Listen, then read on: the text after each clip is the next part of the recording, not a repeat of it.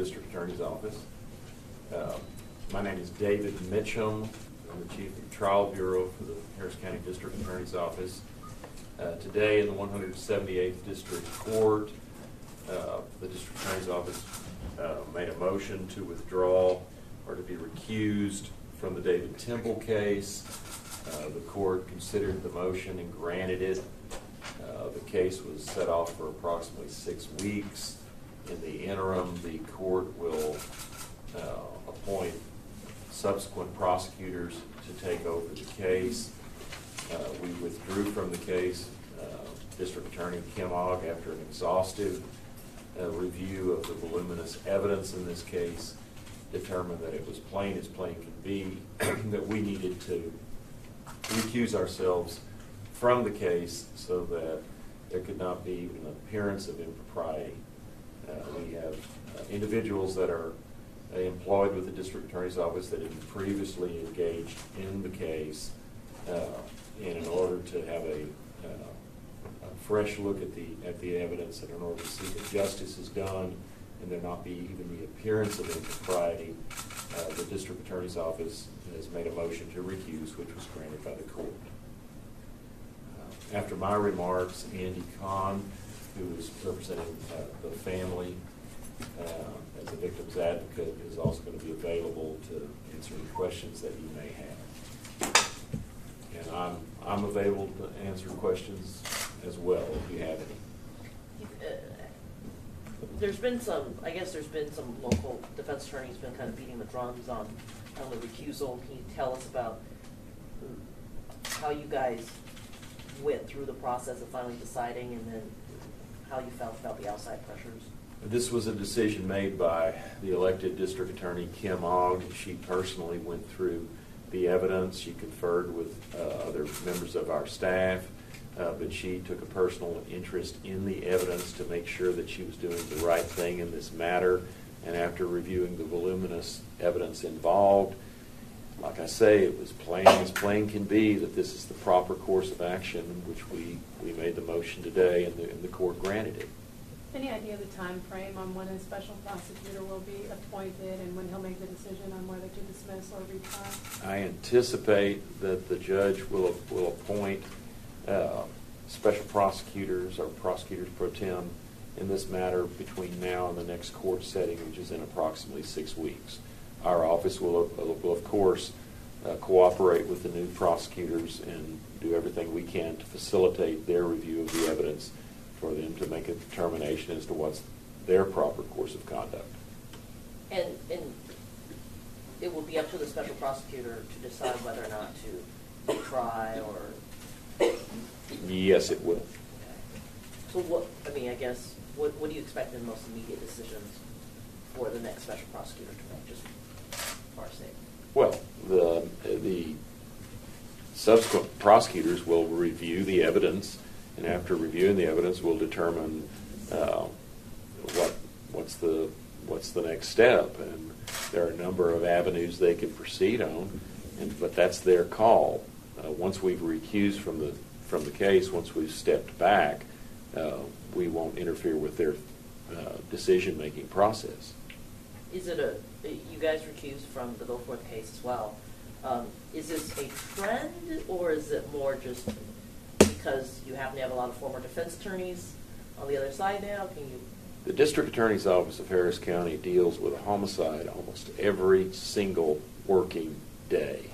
We have a capital murder coming in at the rate of 1 every 4 days.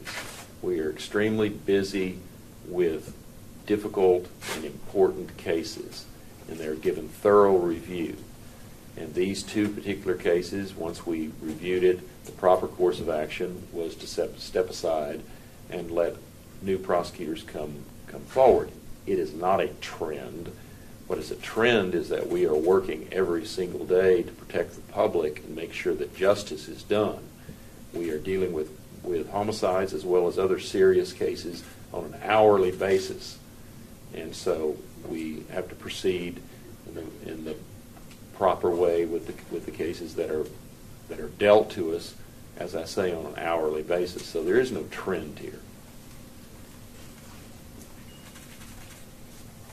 Obviously, obviously you conferred with the family and the victims, and we'll let them talk in a minute, but did you want to say anything to that?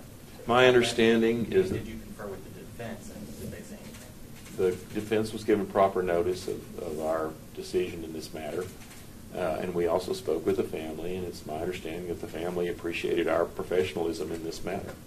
But you can ask Mr. Kahn to comment further.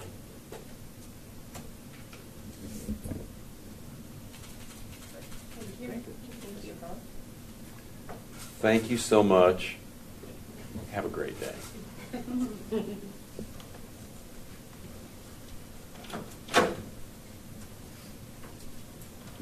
Thanks. Come on, Brian. I'm Andy Kahn, victim advocate in the city of Houston, and standing to the right of me is Brian Lucas, who is Belinda's brother and a stalwart with the family, keeping all the family members apprised of everything that's been going on through this extremely long, arduous journey that began in 1999. And 18 years later, we're still here, right back to square one.